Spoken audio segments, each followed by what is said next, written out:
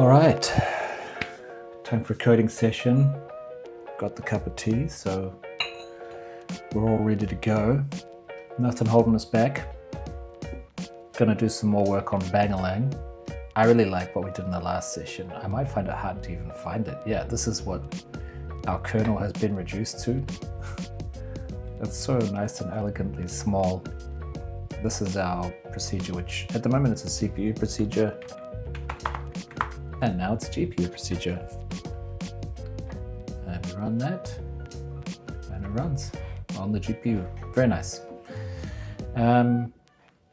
Because we did this literal last time around. Very nice. So, what's in store for us next? Here's our features. I was thinking maybe to go through some of the kind of standard language features that I didn't think looked too hard. So like switch, I think we'll do this time. Range base 4, ternaries, maybe spread. I'm not sure. Spread actually I'm probably going to leave till like really late and maybe not even bother. Let's see. I think it's like a way down the line type of thing, not too important. Swizzling would be nice. Enums, SOA. Yeah, so this is the kind of stuff that I want to tackle. Let's start with switch. Good old switch statement. I've been using it a lot. In Odin. So I think it would be nice to create our own. So if we have a variable called foo, which is a U842 of course, and then we switch on foo, I think we can do, I think the syntax we'll do is like this. So we need our strings import. So we say 42, and then for defaults, I'm going to do default. Something like that, maybe. Let's see how that goes. We can always switch it up later. But you know, in Odin you go case. But I'm not sure that that's really necessary. And I don't like to introduce things I don't need. So let's try like this. I was thinking about having like comma separated. I don't think that's necessary either. I was also thinking about having equals, but then I think that gets a little bit confusing because it looks like an assignment and it's not really an assignment. Well, it kind of is. It's like you're assigning this code to this value. So it's kind of, I don't know. Anyway, we'll start with a colon. We can always change the syntax later. But this should be a good start.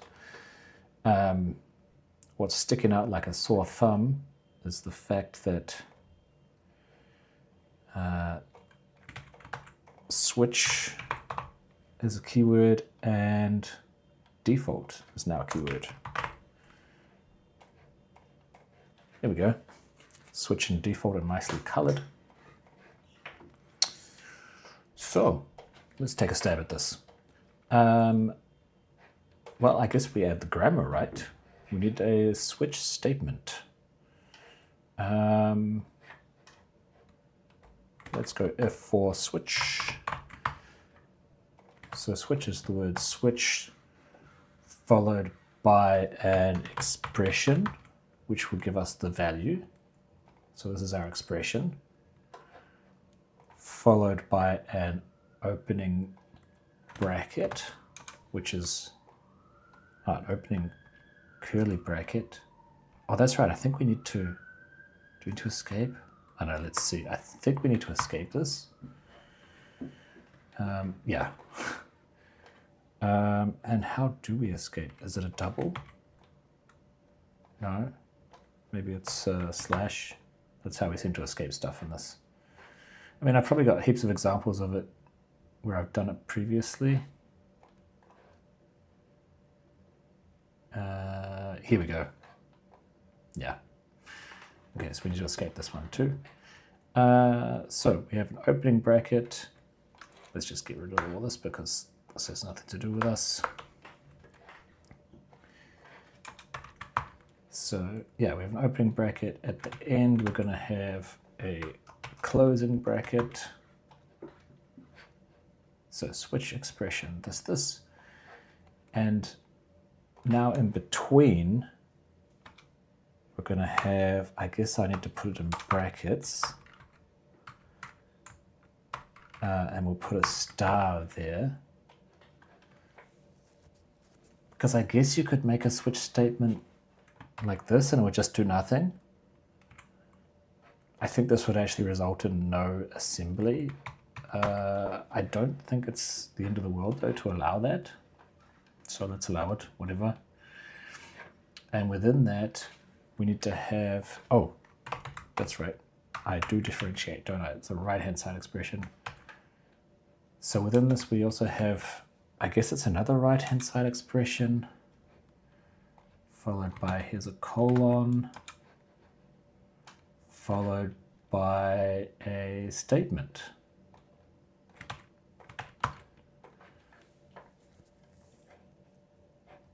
And we can have 0 or more of these. Right-hand side expression, colon, statement. Yeah. So we're just going to do equality checks between this one and this one, basically. I guess we only need to evaluate this once, and then we can do comparisons. That would be more efficient. Okay, so that's our switch statement. So we should probably add that to our list of statements. I was wondering if we'd continue and break up there. We do, continue break. Okay, cool. Scope. Looks like it's in the wrong place. Unless I want to have scope further down. When we go to parse statement. Yeah, it's kind of after these. If I go to, sorry, I know I'm being silly here. Wanting my, not parse, not type-check statements, type-check statement. So scope is after return. Okay. So I think we should put this down here. There we go. Nice. Happy. So switches before continue. There we go. Now switches in our list. Good. All right.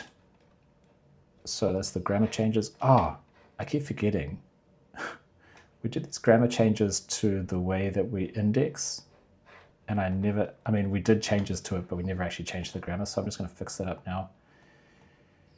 So when we're indexing into something, here's the square brackets, and there's the square brackets. So we can either have a single expression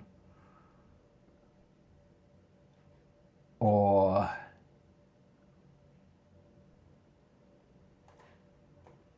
an expression, colon followed by an expression, or an expression followed by a colon, and the whole thing is optional. There doesn't need to be anything actually in there. So let's try that, see if that looks right. So when we supply square brackets, it's from here to here. There's this group in here, which is optional. We don't have to put anything between the square brackets if we don't want to, but if we do, it should be either a single expression or an expression followed by a colon, or a colon followed by an expression. Or it could be an expression, colon, expression. We could have two values specified.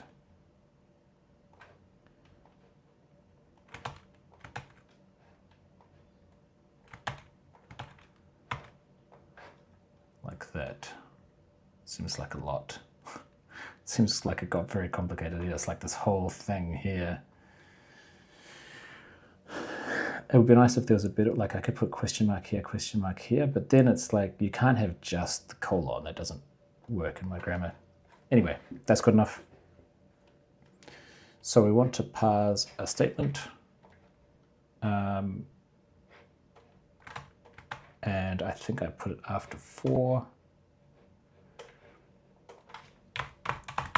So switch is what we could be talking about here. And then we would need to parse switch. I've just realized before we even get to here, we need to add to our, I think it's in the tokens. Yeah, here's our keywords. So we need switch and default become tokens. Okay, now we need to parse a switch. I guess the most similar thing is like an if. So let's take that and see, see if what we can do with that. Okay. So we have a switch. Probably we need to do switch underscore.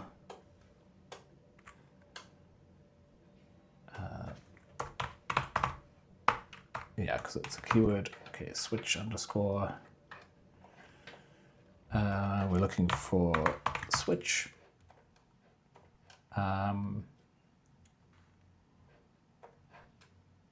Then there's the expression. And maybe I'll call it the, it seems a bit weird, but maybe the LHX expression node. Don't need this bracket business. Although we do want to consume an opening curly bracket. Should be an opening curly bracket. And then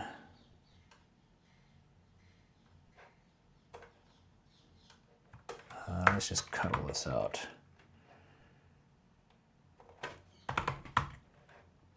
Oh, and we do need the closing one here.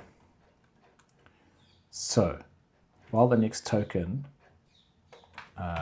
type does not equal closing bracket, that means we have another thing to consume.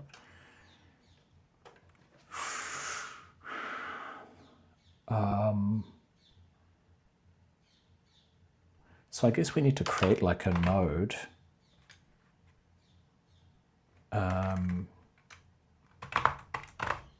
Not sure what to call it. Or what type to give it.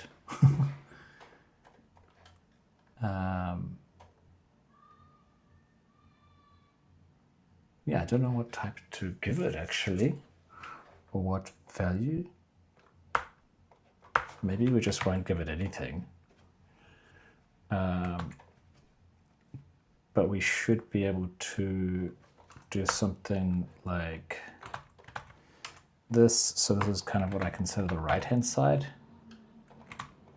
We add that to the child node. And then we need to get a colon.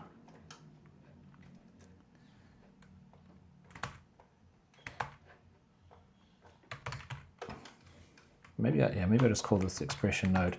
This is the case expression node, even though we don't use the terminology case in the language, we call this the case. This is the case statement. So we pass the right-hand side in the statement. Switch, right-hand side statement. Yeah. And we repeat that for as many times as we need to. So that becomes part of the child node. And then the child node becomes part of the top level node. And then we consume the last bracket at the end. Okay, I think that's parsing. Oh, do we? Yeah, we did add parse switch. So here, and when we're type checking, I believe it was after 4, we had the switch and type check switch.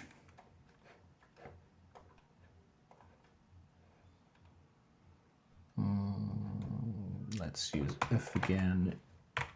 Wasn't that similar, but good enough.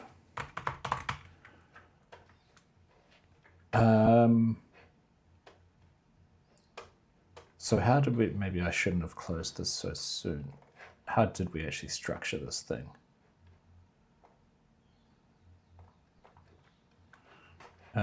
So we have our switch node, added to that, we have our expression node and some case nodes. Let's call this the case node.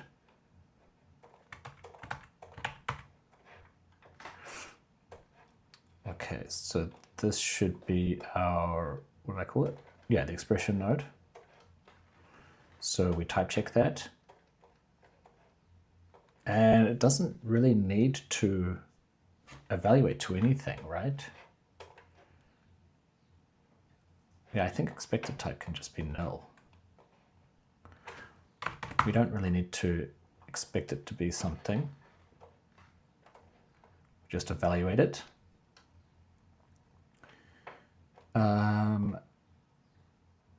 But now we don't have this statement node. We cut this guy out as well.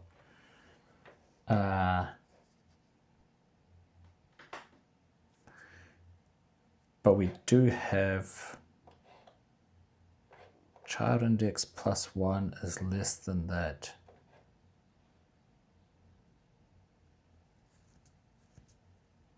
Does that make sense? I think it's just child index is less than that. Well, yeah, I think it's just child index is less than that. For child index less than, yeah, I think so. Because then the case node becomes this guy, and we update the child index, and then we get like the case expression node, which is the first child of this, and we type check that. Case expression node. This time we're expecting it to be the same type as what this evaluated to be. So, you know, this should have the same type as this. So this should be a U8. So we're expecting a U8 in our example case. So I think I'm just going to say like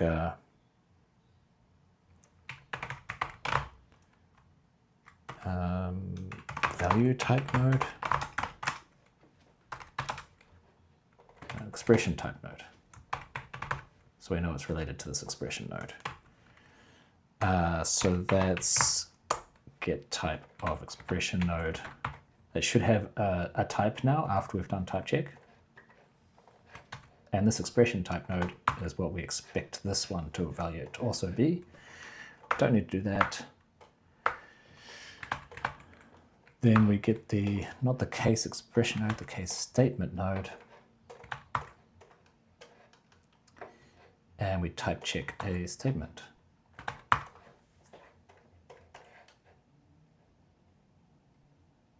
And I think that's that. When we do our type checking,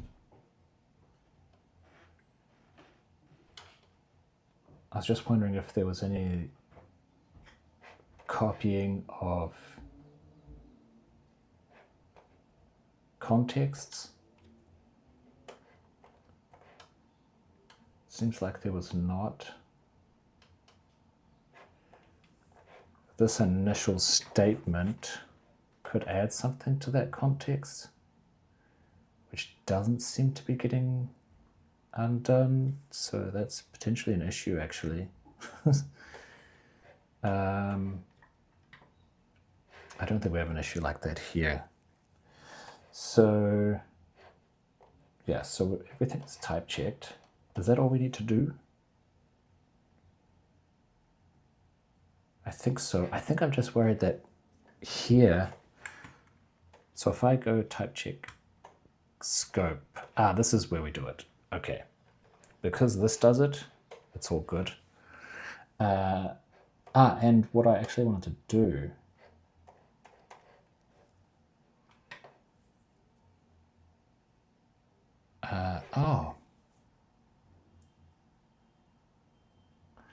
so here we could either have, yeah, it could either be a scope or it could be something else. So I also want to do this for if and for, actually. I want to enforce that this statement is a scope so that we get that scopy goodness and we don't end up leaking identifiers. or having memory issues. But I guess we also, we leak identifiers, we also leak memory. So after we've figured all this out, I think we can do it after. We do something similar here, right? Here we do it before we type check. I guess we could do it before. And I think the reason I chose to do type check statements instead of type check scope is because I didn't want this in that case. So yeah, let's do it before the type checking, why not? So case statement node. So let's do something like this. Where are we? Here we go.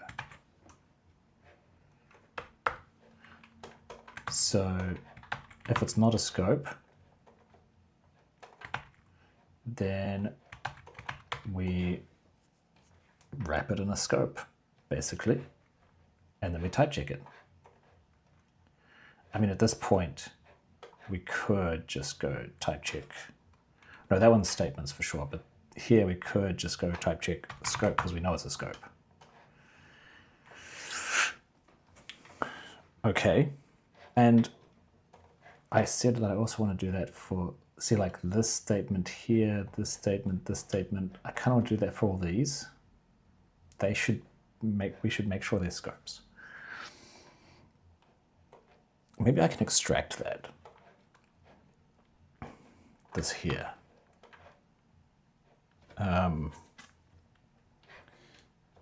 Maybe in the util we can do like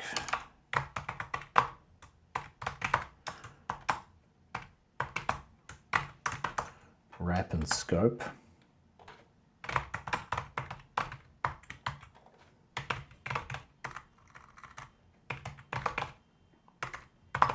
We'll call that a statement.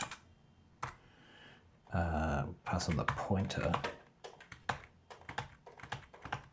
So that'll modify the pointer that the thing we're pointing at. So it's wrapped in a scope. Okay, yeah, that was simple. So there was assignment where we did that. So like wrap and scope RHS node. Nice. Our switch. We wrap that in a scope, then we type check a scope.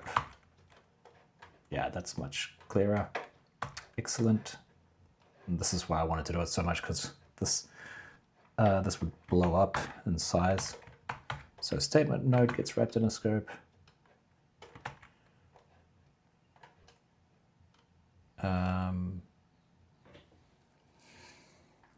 Wow, this is a bit confusing actually, but we'll just do that, for now. So we wrap it and then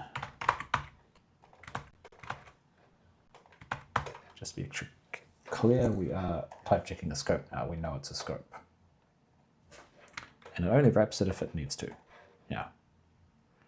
Okay, so that's the if and the for. So the if, yeah, so the for, it's not this. These I won't actually change anyway, but it's not those. It's this last one.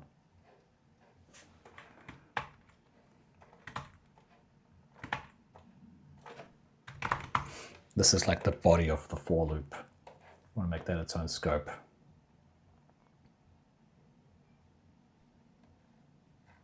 Cool. All right, hopefully that doesn't blow anything up. Okay, so we're type checking. And I think I decided that's all we need to do. I think so. I think that's all right. We've type checked all the information. So now let's move on to generation. For GLSL, I think we just have a bunch of not supported. So let's do something like that.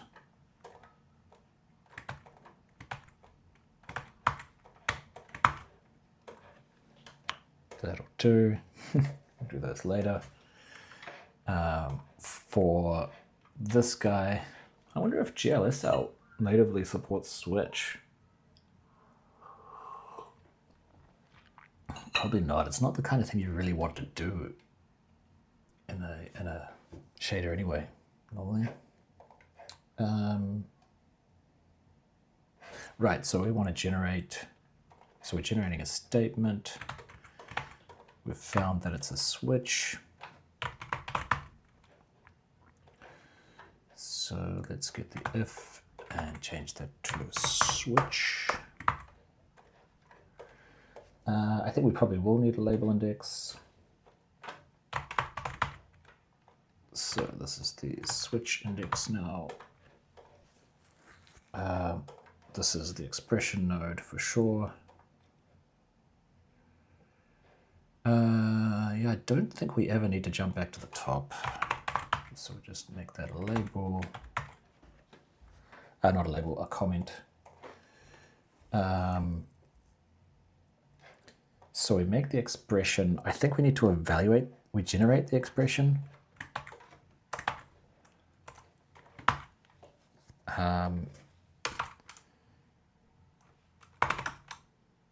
And then for the rest of the children,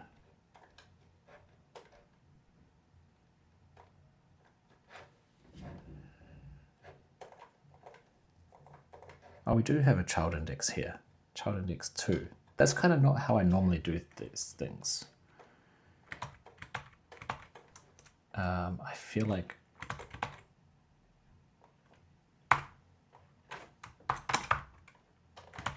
this is kind of a pattern.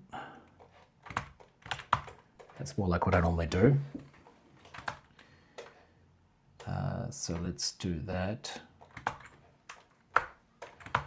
We generate that expression. So because we only want to evaluate that once, right? And then we just, for each of these, we'll evaluate the case expression, compare it with the result of this, and if they're equal, then I execute that case, execute the statement of that case, and after each case, I need to do a jump to a label at the end.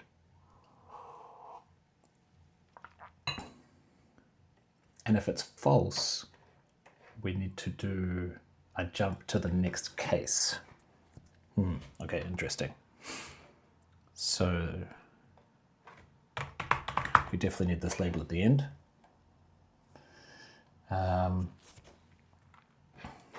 So for, yeah, we need, so we do this loop again. For all the children, we get the child, which is the case node.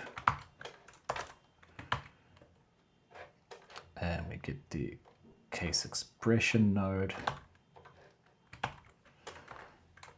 And we generate it.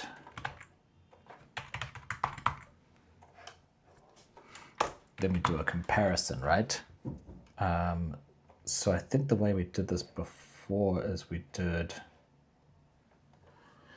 yeah, we did like a manual comparison. Kind of would be nice, like if I go to convert, if I go to expression,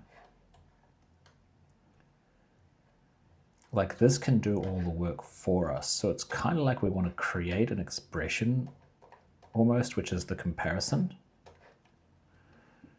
and then just send, and then just say generate expression to do the comparison. I feel like that might be the easiest.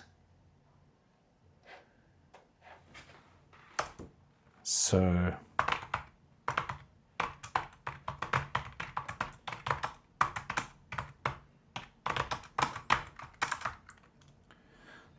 this is the type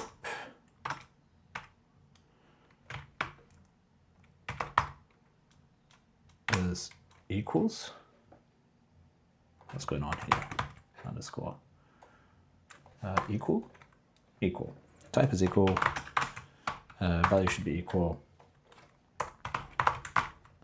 Then we append to the children. The first child is this expression node, and the second one is the case expression node.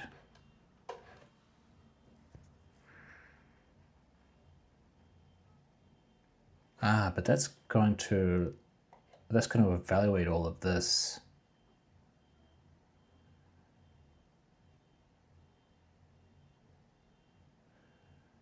So this is not going to be very efficient, because I wanted to do this just once, but maybe just to get this ball rolling, we'll do it like that. So every time we have a case, we're gonna like generate this again, which is a bit of a waste, but whatever. So now we have this comparison expression, and we can do generate expression with that. We need a pointer to it. And then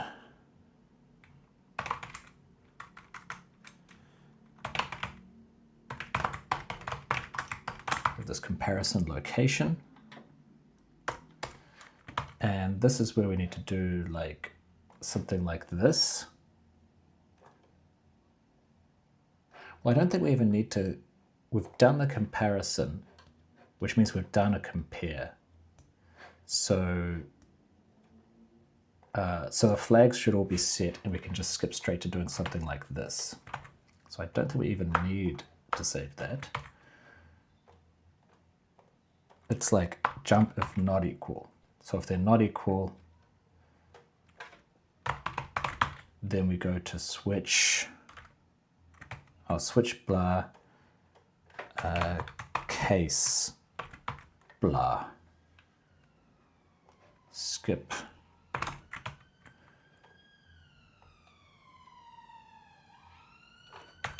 case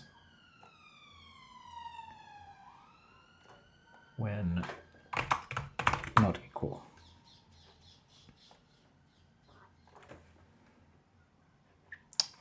So this is the switch index, and the case, we want to go to the next case. So also at the start here, we want to put a label.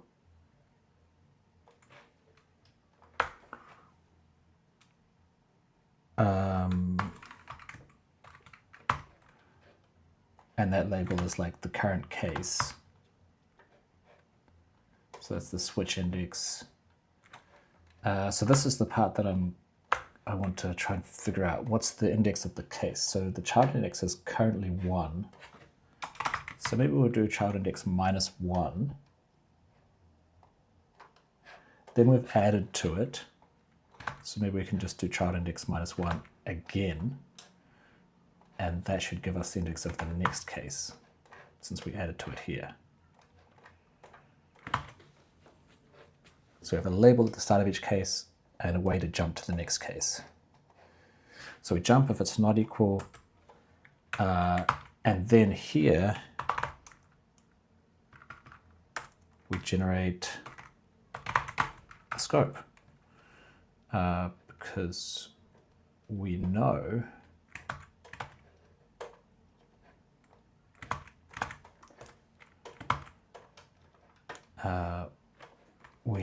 here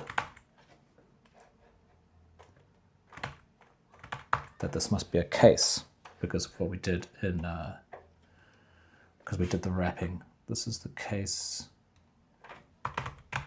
statement node. That's index 1 because we did that wrapping, which means that also here these could be generate scope because we know that they're scopes. And for 4, it's this very last one. Yeah, so 4 is a little bit weird. It's actually this one. It's the last one.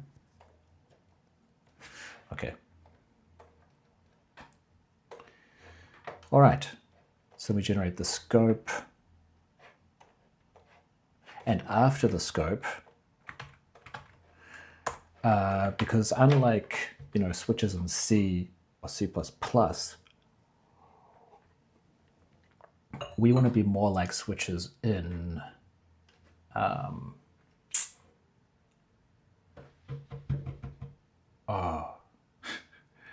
in Odin. Because switches in Odin, they don't just fall through to the next case. They go, once you've done one case, you go to the end. You can manually fall through in Odin. I'm not going to bother implementing that. Maybe at some point we can implement it. So I want to jump to this label. So we just go jump, an unconditional jump after the scope. Cool. I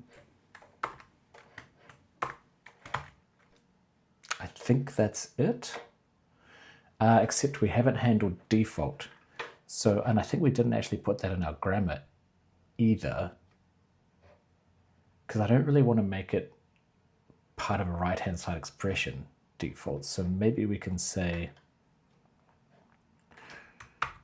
right-hand side expression, or we can do some text here, default. Ooh, I think that's the wrong right-hand side expression. I think it's this guy in here. And just to make sure we know what scope we're talking about here, for the or, go like that. So yeah, right-hand side expression or default colon statement. So if we, and should we type check that you can only have, this is interesting.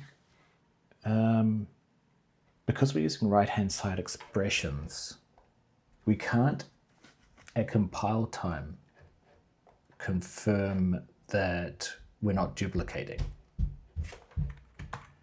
We could do that. That would be legal. And then obviously you would never come here. Let's continue as we are, but I think we might need to change this so that it's just, it might just have to be a literal of some sort. And then we can compare all the literals and make sure that we're not duplicating. Yeah, that's probably better. But this should work. It's just something we should improve at some point. So, yeah, I haven't type checked it yet, but let's assume that the default one is going to be at the end. So we go to our comparison expression node, no, our case expression node, and we say if the type of this is keyword,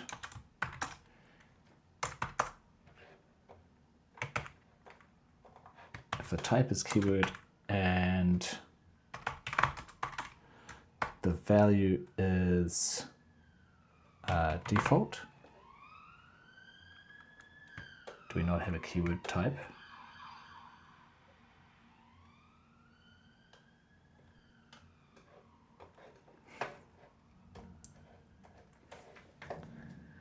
What do I use then?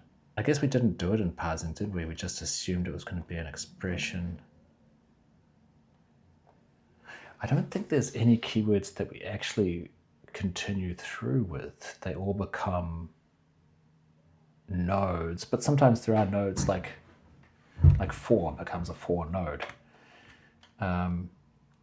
Yeah, so we don't have a keyword node. We have like a if and a for and stuff. So, and we just added a switch. So let's add a default. Default. Okay, so that's, it's not a keyword in Odin. So here we can say if we pick the token and it's a keyword,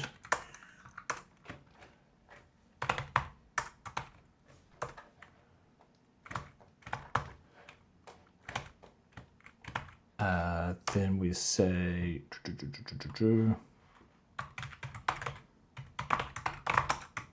case default node.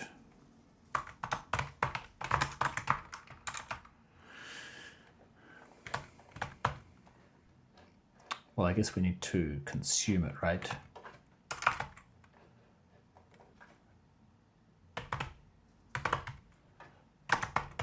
And I guess that's where we can confirm that it's the correct keyword also. What do I normally do? Do I normally check that it's the correct keyword first also?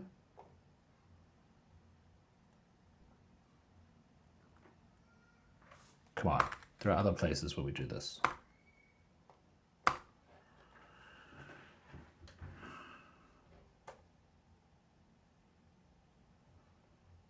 Tokens.token, is that really necessary?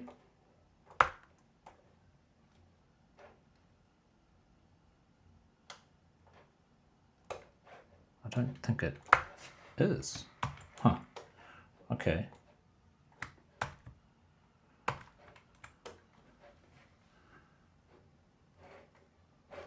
Replace with nothing. This one we need to keep.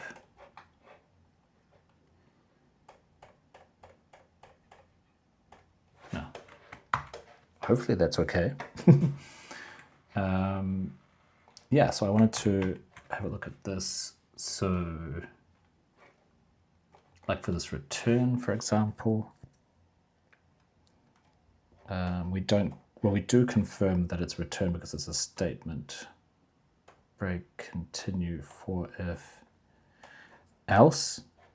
Yeah, here we say else or we confirm that the two values of this are correct, but we don't confirm that it's the keyword. I'm just wondering how, yeah, it looks like I normally just confirm that the value is right. Okay. So to keep consistent with that, I'll just confirm that it's the word default, then consume the keyword default. Then create a default node and put it in.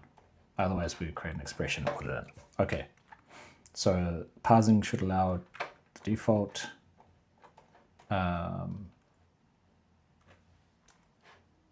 Here we can say if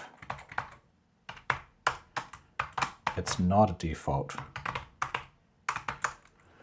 node, then we do this, because if it's the default node, there's nothing to check.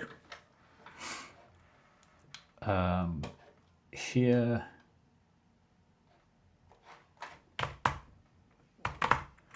we check if the type is default.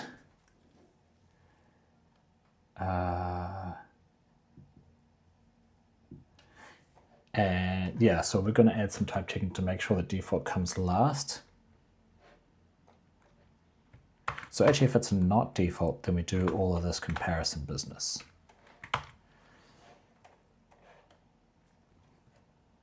And if it is default, we don't need to do any of that. We just tune out our scope. Jump to end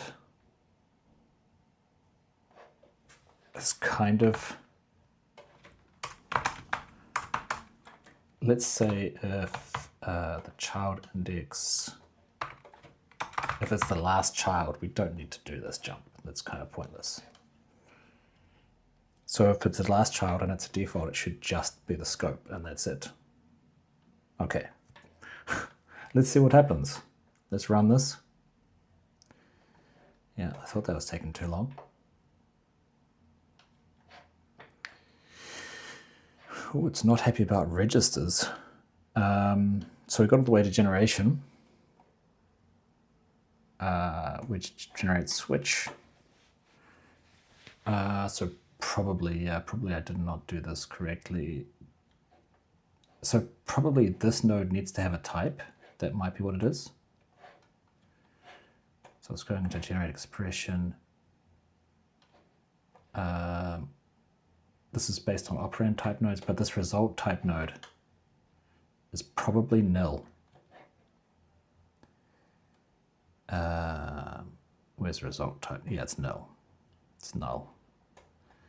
So then we go in here and we try to do something result type node, and it's like, yeah, I don't know what that type node is. Okay, understood. So that's type checking business. No, actually it's generation, because it's this imaginary node that we've added. So we add a third child, which is the type. And that type should be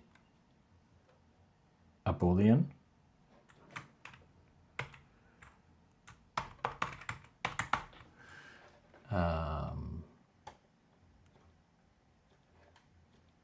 So I'm just trying to see where we've done this before. So, it looks like we haven't actually had to create a bool type node. Okay. Let's just go type equals Boolean. No, type.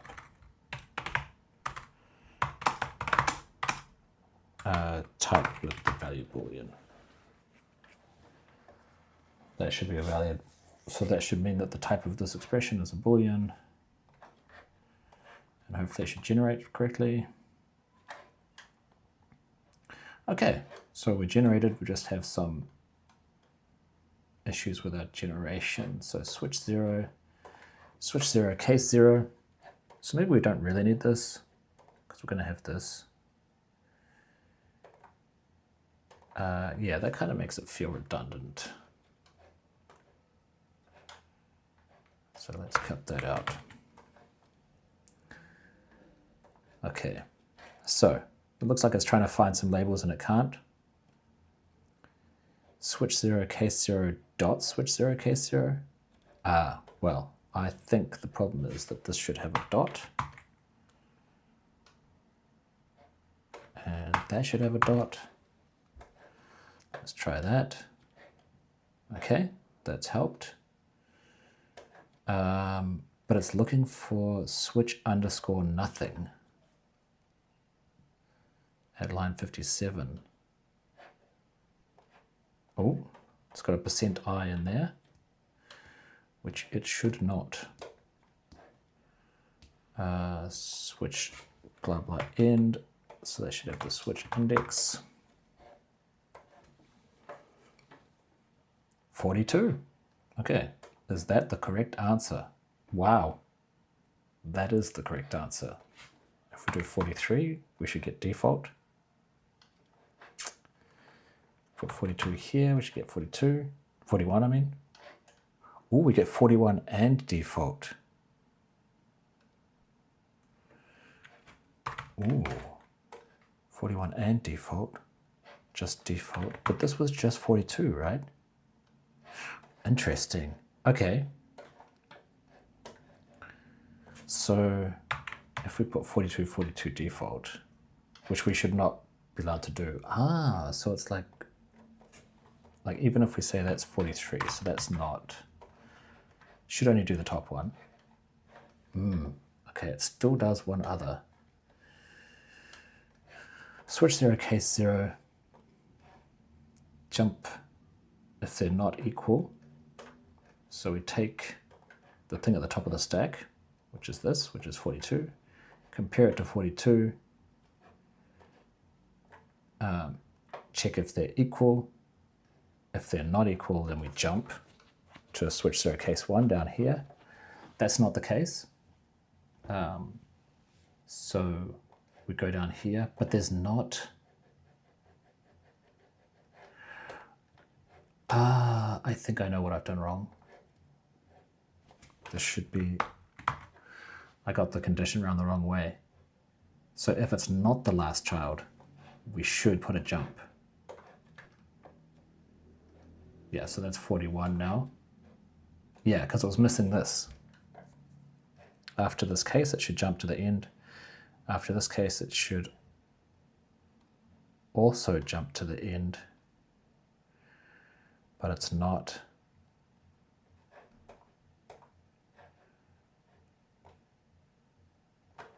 Because the child index is incremented, so it's like one after, so we don't have to have the -1. Switch 0, yeah, so switch 0 case 1 now also has it. Switch 0 case 2 does not have it because it's right at the end anyway. Then there's the default exit. Okay. I think that's right, so let's do some more tests. So if we say like 42, 42, it should still just go to the first one. 41. If we go 42, 43, it should still go to the first one.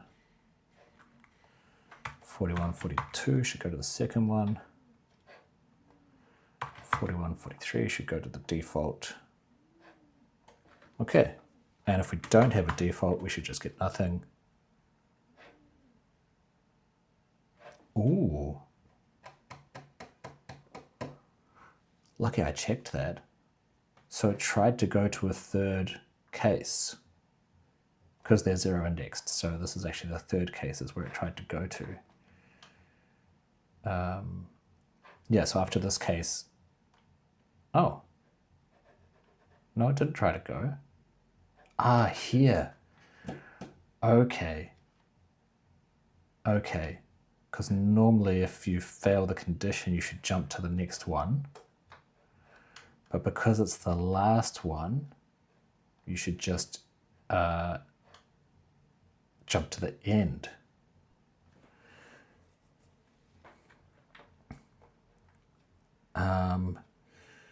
So it's like if it's the last case, do something special. Oh, just like I tested this case. I should really be adding these tests to the test suite. One day. So this, we want to just go to the end.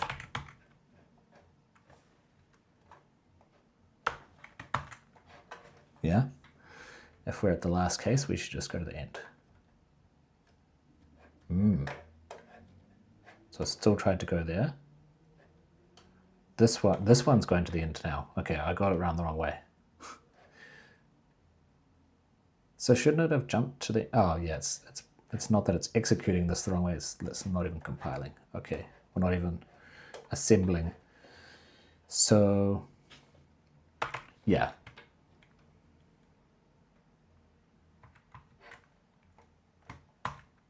Let's swap these around.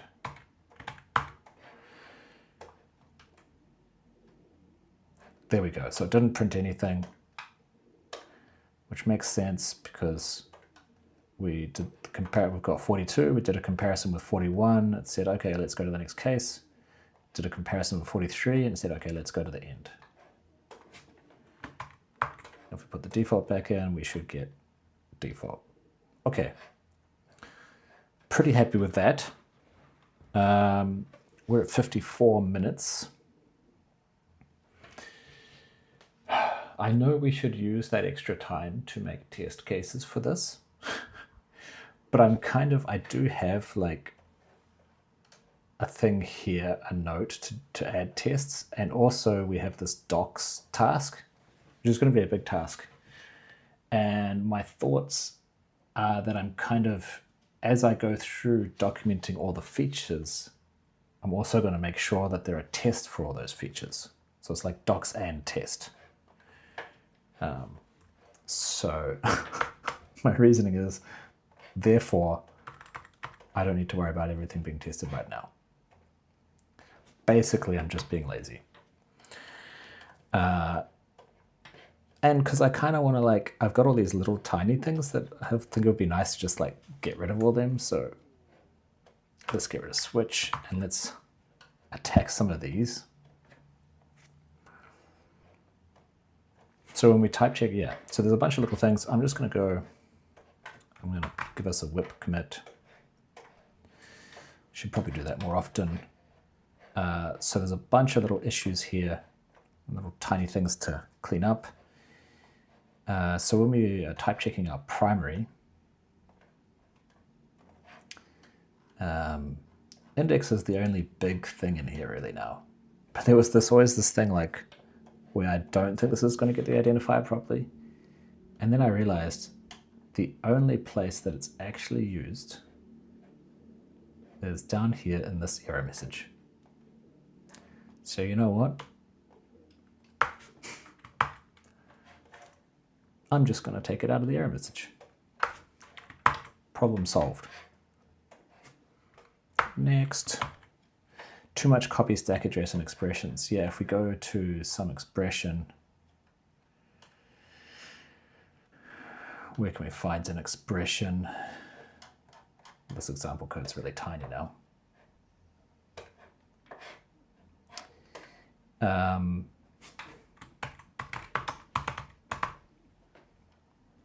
Yeah, like this, for example. Ooh, this is an empty assignment, interesting. This, here we copy our stack address into R11, but we never use it because here we're overriding it with something else. And I think the reason we do this a lot of the time is because when we're generating, I think I did track this down before, when we're generating an identifier, I think it is,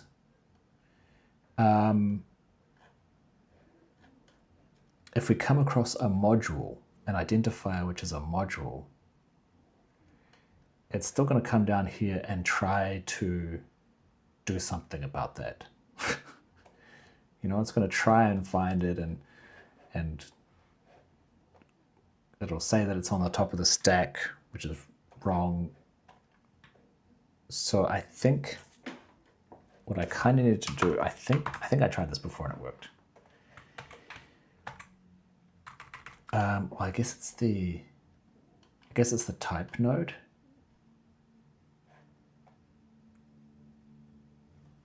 Does it hurt to get this earlier? No, we're in generation. So if type node dot value equals module. So the thing we're looking at here is a module. Let's just return an empty location. There's nothing we need to do. I don't know if that's actually going to work. Okay, yeah, see that this is the same code and it got rid of that line. Actually, if we count, we have 2582. And if I go back here and cut out that code I just put in,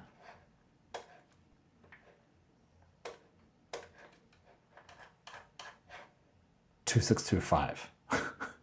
So that was like 40 lines, 43 lines like this. See, again, it's getting overridden right here before it gets used. 43 pointless lines of assembly, which have now been blissfully removed.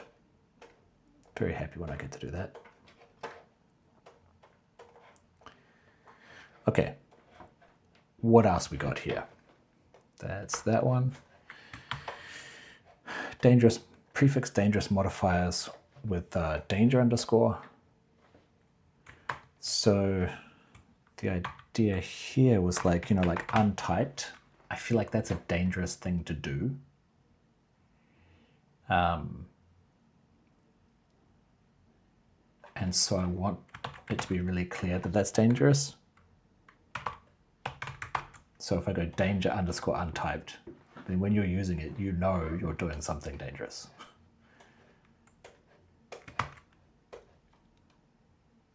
And everything still works. So I think that was a bunch of places in here. Yeah. because I still like my colors. Where is it? Danger untyped. Boundless, I guess, is also dangerous. I don't think I actually ever use boundless right now. Should probably write some test cases for that. Well, can you test that? Yeah, I guess you could test that. You could create a big array, make a small slice from the array, modify something outside of the slice but still in the array, and verify that it actually got changed. That would be a working test. So boundless becomes danger boundless.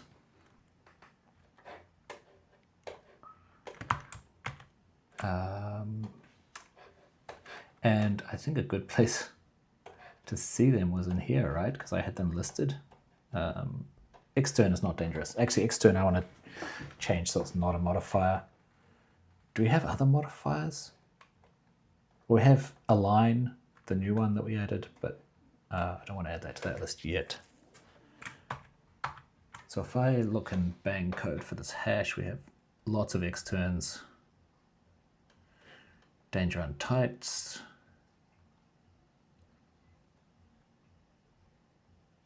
That's it. Really? Where's my align? Oh, here it is, align 4. Okay, and this is embedded shader code. Yeah, okay. I think that's basically what I wanted to do with that. Extern to extern, I feel like that's actually not quite so tiny. Let's go for some tinier things first. But yeah, I don't want that to be a directive. I want that to be an allocator, extern allocator. I feel like that makes more sense. Switch GLDefs to hex. I think this one we can get AI to do. I should get AI to do more stuff, but I don't know. I'm not very good at it. But if we go to Grok and say,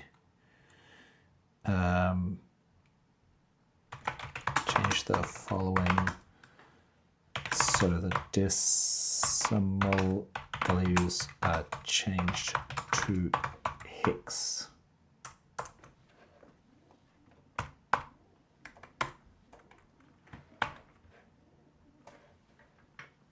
Let's try that.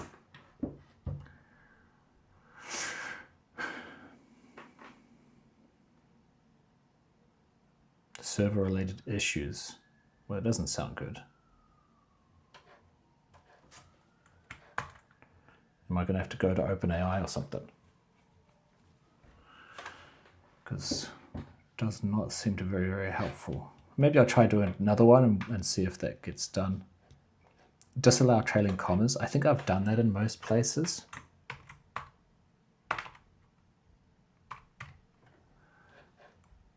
Comma.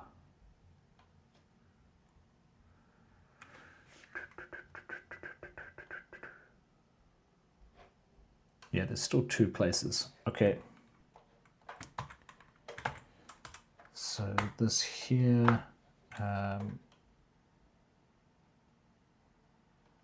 I think it's all the children of call. Really, all the children of call? I thought the first child of call was the name. Not anymore. It used to be. Okay, so if length of this is greater than 0, we'll copy that. So when we come down here, probably need to do something very similar.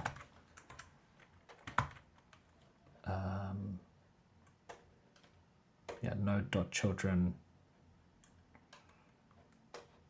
Yeah, looks like we can just go like that. So now we don't have any more of that. And I don't use any trailing commas, so it should just work. Yep. Cool. As the trailing commas gone. Is Grok still being stupid? Looks like it. But I think Grok is going to finish that off. I can't remember if I have ChatGPT account here. I think I do.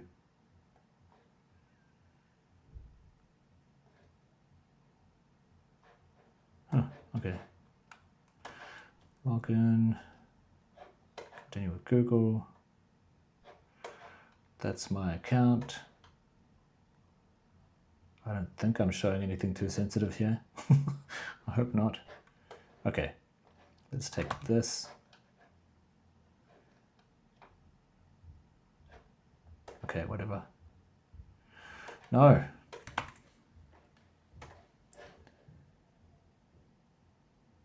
Oh, interesting. I did not know that was something that they asked for permission with.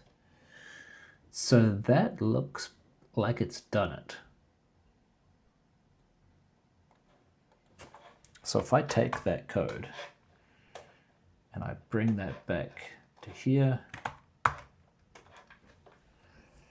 and I run, everything works. Cool. So that's the hex code's done.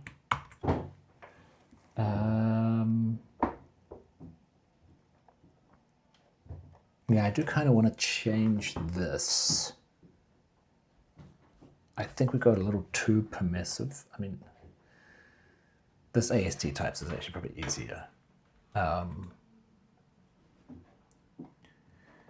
we go to AST types,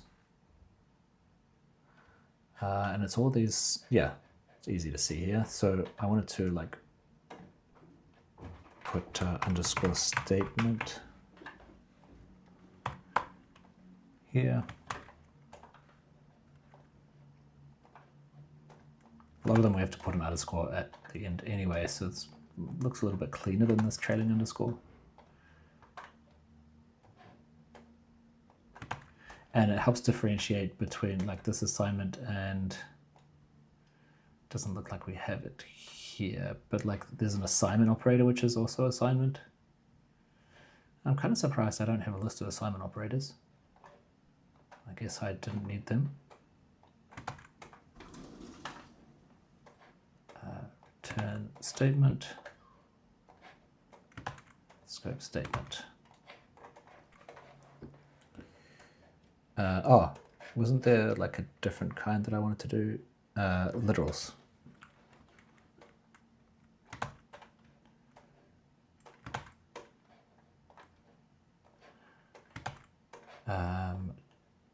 Do I consider a nil to be a literal?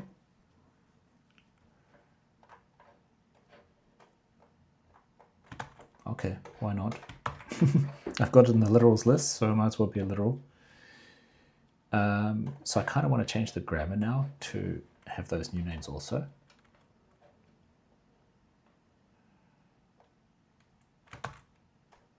And that also kind of makes me want to put like no literal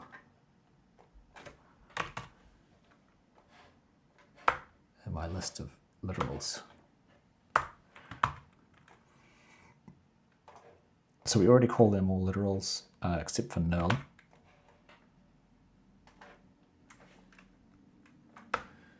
So this is now a null literal.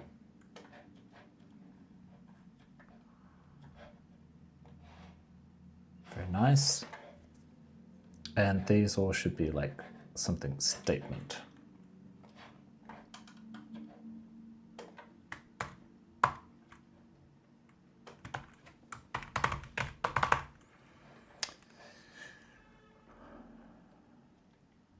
Okay. Looks like, I think it's just here. Underscore, where are you? S statement, S statement. 4 should actually be slash.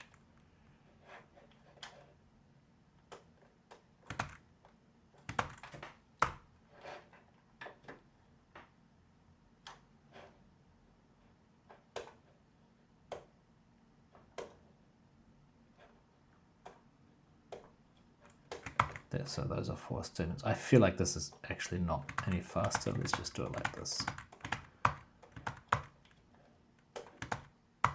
Simple assignment statement, declaration statement.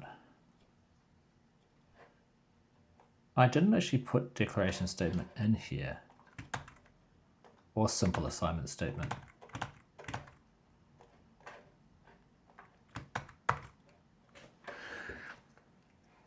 I guess assignment statement is there, and it's like the catch-all. So these are like specializations. So I think it doesn't actually need to be. But that makes me realize that it's actually in other places, right? Here's declaration, so we call that declaration statement.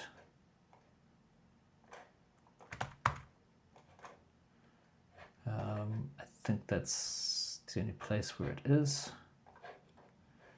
And simple assignment statement is just here. Simple assignment statement, simple assignment statement. Okay. Feels a little bit overkill, but hopefully that's kind of extra clear.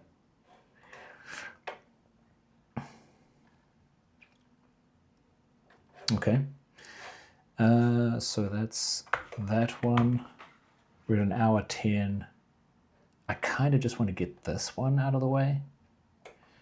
So yeah, for for loops, I think we got a bit too, we went a bit too far. We said like any kind of statement, so you could put a scope. Like technically, in a for loop, you could put like this. I guess that's going to work. Yeah, that works. Like you can put a whole scope here with multiple statements, which I think is overkill. I think if we limit this to declaration and limit this to assignment, I think that's good enough. Even simple assignment would be enough here.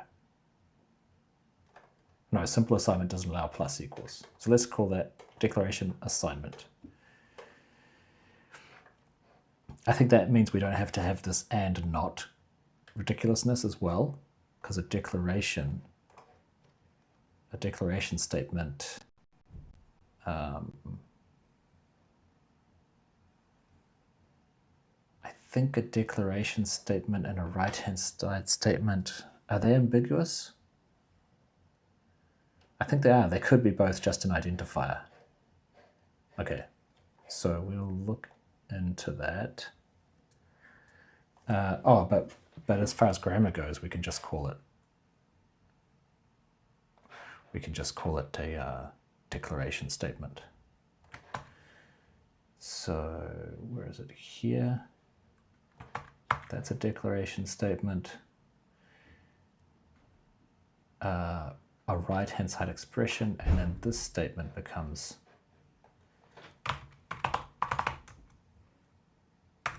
an assignment statement. Declaration, expression, assignment. Yeah, I think that's better. So if we go to parsing of a for loop, so this is where we like try to parse a statement, and if we find one, I think we still need to do that, but now it's a declaration.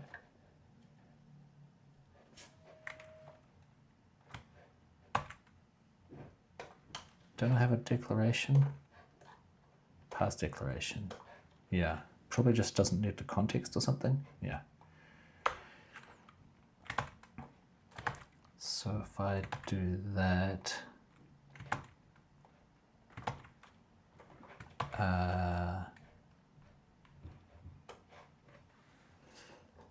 and here we're checking that it's okay and it's a statement. Well, we know it's a statement, but here we're checking it's okay, and if it's not okay, then we just try to parse an expression. I don't think that's ideal. I don't think we're going to get the error messages we want sometimes. But since we're just doing this quickly, let's just accept it. And then down here, this is an assignment. So this is the post assignment mode. Okay, so it's parsing, type checking. We just need to make sure we do the correct type checks. So here we type check, I don't think there's a type check declaration, just type check assignment.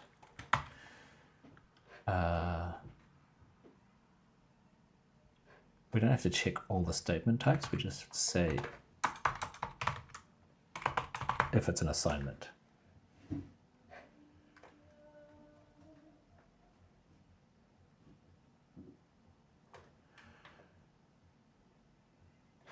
Assignment statement. I forgot that changed.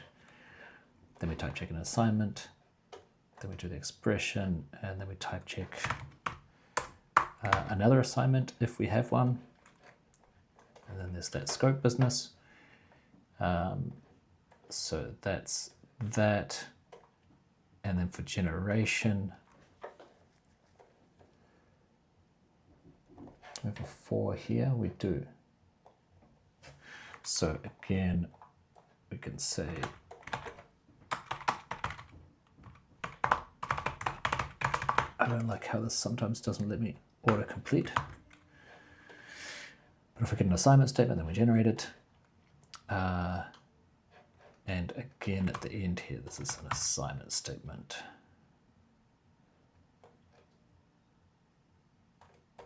Yeah. So probably that doesn't need a false. Is that what it is? Yeah. Okay. Cool. And then generation in x86 is again, this is assignment statement.